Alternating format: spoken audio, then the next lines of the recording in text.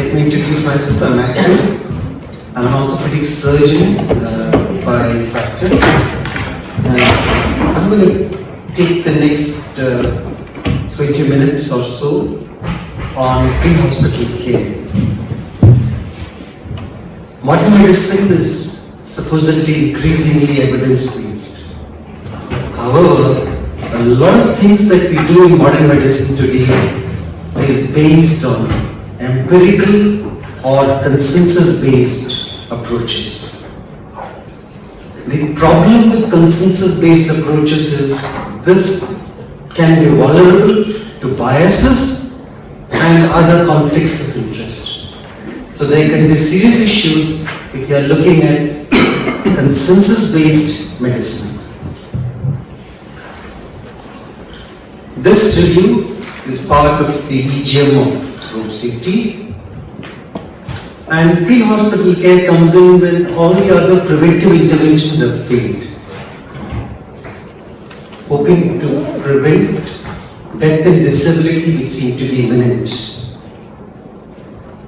The topics selected for evidence evaluation, looking at what are the interventions, how do they make a difference to the outcome. We are not looking at all those factors which, as Professor Mohan mentioned, are risk factors to outcomes, maybe comorbidities and other things.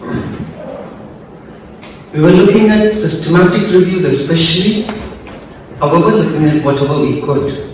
And we did select some of the topics as one, extrication from the site of the crash in the vehicle, use of ambulances and other vehicles for transportation, level of personnel, the first aid training for first aid, stay and play or scoop and run, and the time taken to reach a hospital, and drugs and medications that are used.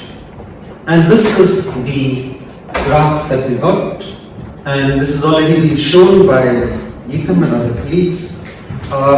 Essentially, it gives you a summary of each of those parameters that we are looking at in the review. Extrication, ambulances, level of medical personnel, first aid, stay and play, time to hospital, and drugs and medication. Well, we started off. Each of these I'll try to analyze. So when it came to extrication, we found one paper which looked at impact evaluation and one for systematic review. One paper on fatal crashes. And non-fatal, there was none on impact evaluation and one on systematic review. Extrication is actually not a medical domain. There is a domain change. It is actually a domain of somebody in the pre-hospital setting who is probably non-medical, maybe a fire person or a paramedic who is likely to do it. It is given very low importance in low-income countries, and a lot of physicians wouldn't even know about it. However, it does influence the outcome, and therefore lack of it can significantly influence the outcome. There are several papers which are there, however, none of them deal with the core issue of how does it influence the outcome. There are a lot of influences on high BMI persons being less affected than low BMI, and low injuries being affected more and more drivers being affected, but none of them really give us what we want as outcome of survival or less disability. The other thing that is there is ambulances, and this is something which is considered part of every pre-hospital care intervention. Presence of an ambulance means you're providing pre-hospital care. It's assumed. Just look at the papers that give you fatal crashes. Impact evaluation studies was 0 and systematic reviews were 4, specifically giving the word ambulances. And systematic reviews for non-fatal crashes were 2, and for systematic reviews were 1, and impact evaluation were 2. This has been a major controversy, whether you should transport in an ambulance what kind of ambulance, how much technology should be there. So this is one review which looked at the ground ambulances versus the helicopter ambulances. They found a slightly lesser mortality in the helicopter transported versions. However, there are other papers which talk about overuse of helicopters because they transport more minor injury patients. National Transportation Safety Authority in the US says this is one of the most perilous transportation vehicle with 139 crashes, 120 killed, 146 seriously injured. There are serious problems with this, and helicopter anyway cannot be used in all weather, it cannot be used at night, and there are several limitations to it.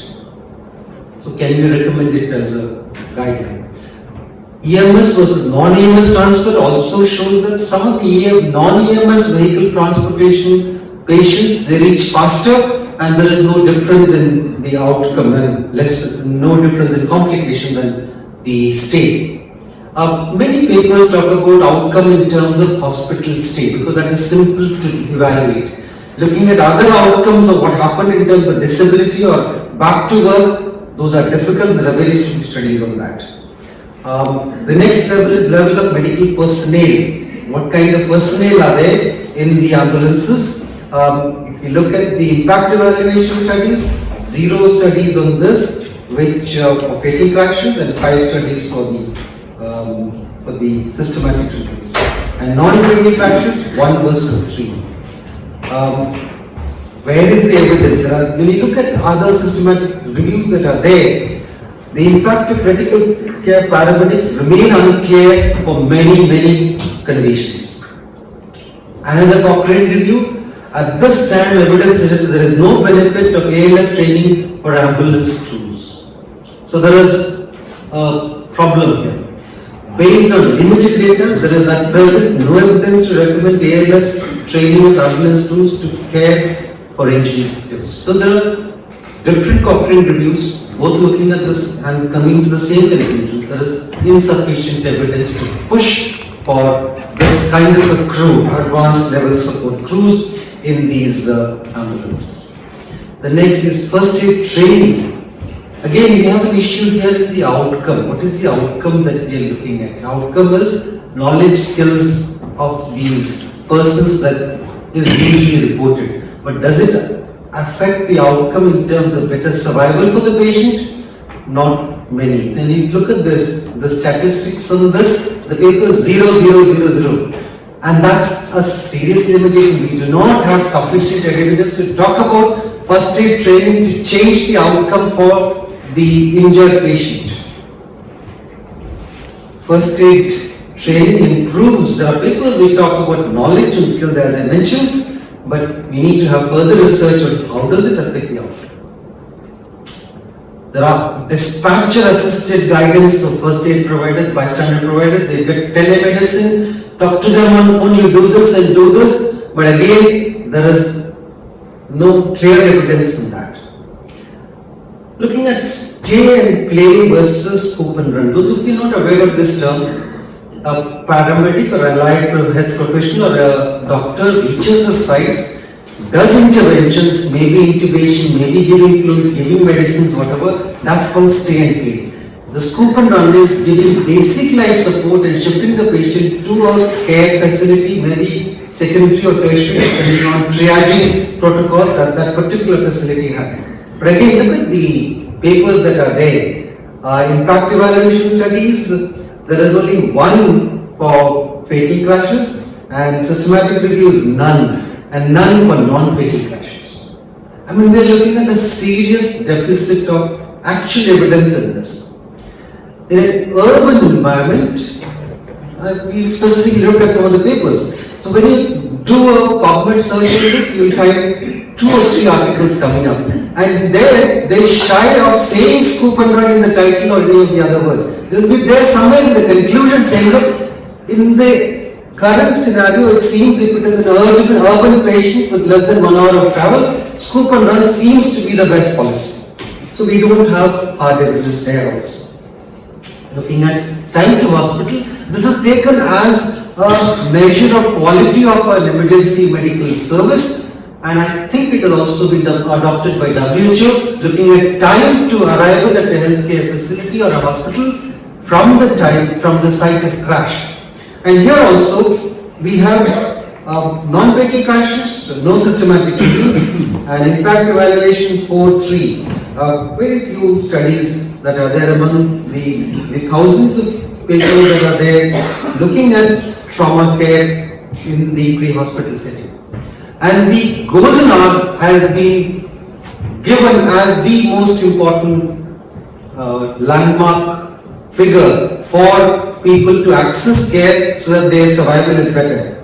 However, when you look at the literature on the golden hour, we find that it was based on the presidential address of the American College of Surgeons talking about this as a verbal rhetoric, not based on a hard, scientifically based study.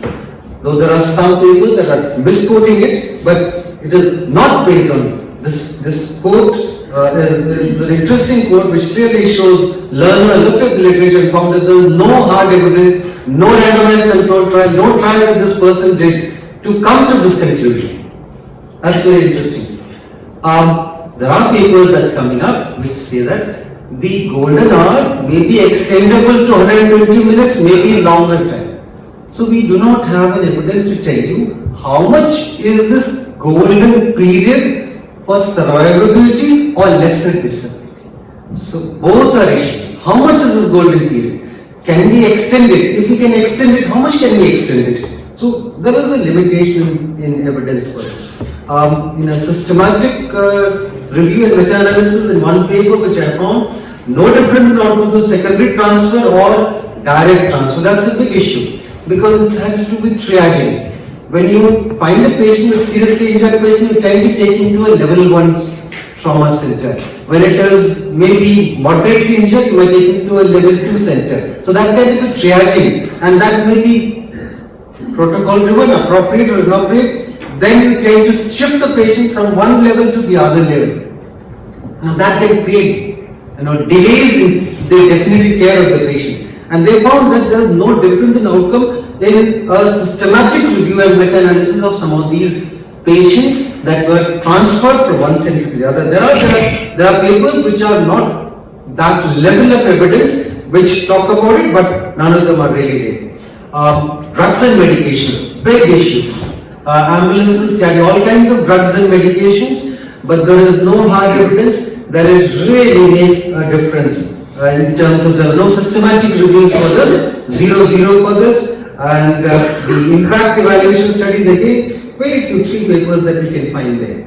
There is insufficient use for anything that you can do for uncontrolled bleeding. This is especially one of the key things that an ambulance provider does through the EMS doctors or paramedics that are there is to put in an IV line. And there is no evidence that use of early or larger volume fluid resuscitation in the treatment of uncontrolled hemorrhage has any positive influence on the outcome. So there's clearly a problem there. The only drug which has been shown to have a benefit, you don't find it in the usual series. You have it in separate articles. Available data supports this. It's not being increasingly used. Probably the only medicine which seems to work, and high level of evidence seems to support this trauma in terms of the kind of randomized control trial, CRASH 2 trial that was done to look at this. But other than that, there is very little that is done in the pre-hospital setting which makes the difference to the outcome of survival of these patients. For example, the cervical spine mobilization which is there are papers which talk about harm. What is the harm that can happen? You inappropriately put a cervical collar, the patient can choke from problems which happen, supposing he vomits or whatever. Different issues can contribute to a higher morbidity in patients who are given cervical collars as an emergency intervention. The Cochrane review on spinal immunization did not find any randomized control that met the criteria, and the effect remains uncertain. So that's the whole set of interventions. Remember, here is the problem.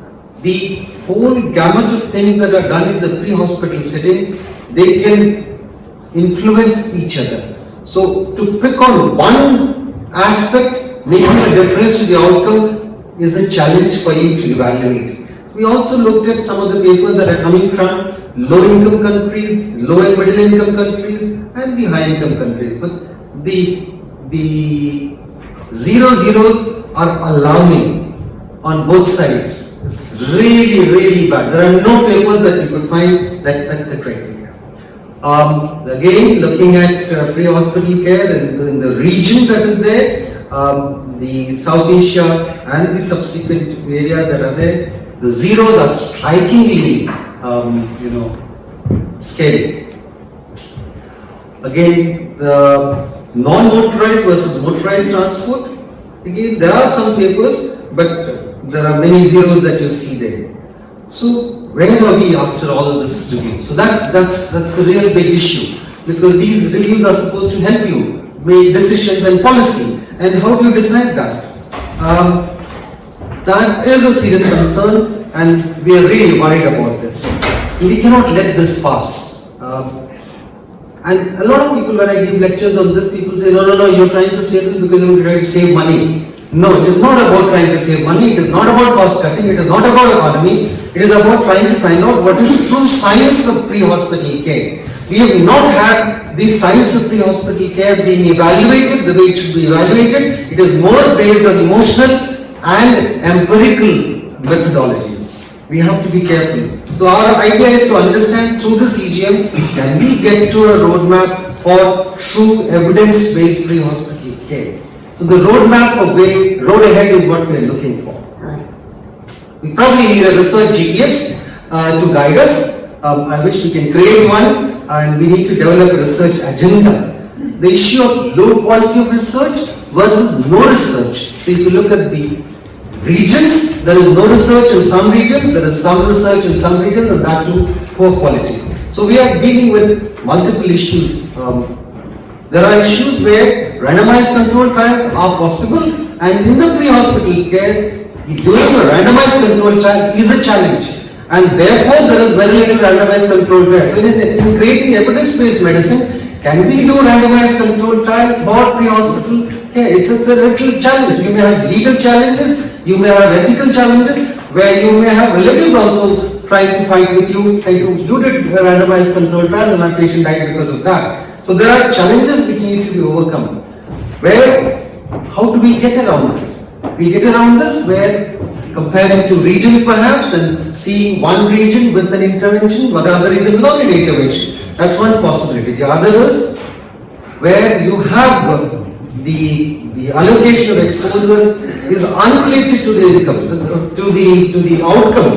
That is a possibility. There is a paper which talks about when can we rely on randomized control trials and when can we not rely on randomized control trials. So those are there. And there are also the issues of equity. You've seen that in low-income countries, there are zero papers which looking at some of these interventions. So that's a big issue. Equity has to be considered as an issue because provision of these things will create problems in terms of resources, or it could harm some of the interventions. Say for example, some of the patients, the cervical collar for example, the intravenous fluid initially was thought to be safer, and now they talk about balanced resuscitation in many of the situations. It is part of protocol. The advanced trauma life support protocol had a clear instruction that you had to put in IV lines and you had to give in these many milliliters of fluid before the patient reaches the definitive care facility. But the evidence has found that no harm is seen because the volume is less and the patient usually reaches faster. But if you happen to have technology to pump in more volume with uncontrolled bleeding, you may have more damage. So we need to understand that having an empirical evidence-based thing for deciding policy could be problematic and you could be doing more harm that is necessary. So how do you generate policy when you don't have the evidence? That is a challenge. You could be doing more harm. One of the things in pre-hospital care is the data that you gather. And one of the key data that is a problematic area are the physiological parameters that need to be evaluated. pulse, blood pressure, and respiratory, they're constantly changing as a function of time. And by the time the patient reaches the hospital, it may not have been recorded at the time soon after injury. So there has to be somebody to do it, technically competent to do it. So these are all time-dependent variables. Herein lies the problem, because these time-dependent variables are dependent on emergency medical persons being available at the site of crash to do that, and therefore it's a research problem. There are also problems. The injured are cared at different levels. At the site, in the ambulance, in the emergency room, in the ICU, in the operation room, in the ward, in the rehab center. So that affects the outcome. I'll take one more minute. So there is a multiplicity of providers and there is no ownership as one owner for that patient. So they hand over and that's done. So that long-term studies and continuum care is a problem. There is a severe fragmentation which is a challenge. So we need to recognize the need for research, we need to generate protocols, we need to have minimum data elements, and where possible do randomized control. It may not be possible in all situations. You have high quality papers which are not randomized control trials. How do we take them on and how do we intelligently interpret them? We look at that. There is a need to look at high quality research in some of these areas. And if there is a harm reported by an intervention, you have to be careful. It should not be implemented as a policy unless that harm is cleared by a good research that is done. Need to understand the role of newer technologies that should be researched, especially, for example, the automatic crash reporting. Does it change the outcome of survival of the patient? When a crash is happening, there is an automatic message that goes to a healthcare facility that this crash has happened, so be prepared for a patient from this area. So until clarity on many of these areas, perhaps in urban areas, scope and learn seems to be the best policy. Thank you.